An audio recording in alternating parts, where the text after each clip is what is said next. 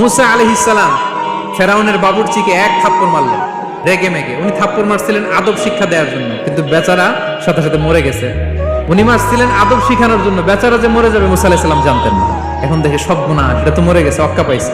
উনি দিলেন দৌড়। মুসা আলাইহিস সালাম দৌড়াতে দৌড়াতে প্রাণ ভয়ে চলে গেলেন আরেক সীমান্তে, মিশর ছেড়ে আরেক এলাকায়।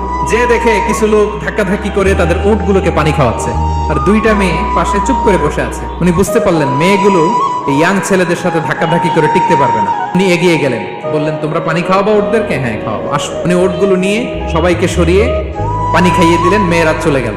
এবার বাবার কাছে যেয়ে বললো, বাবা এমন এক ছেলের সন্ধান পাইছি, ছেলেটা খুব ভালো, আমাদের চেহারার দিকে তাকায় না, মাটির দিকে তাকিয়ে কথা বলে। আজকে এই লোক না থাকলে আমরা আমাদের উটগুলোকে পানি খাওয়াতে পারতাম না।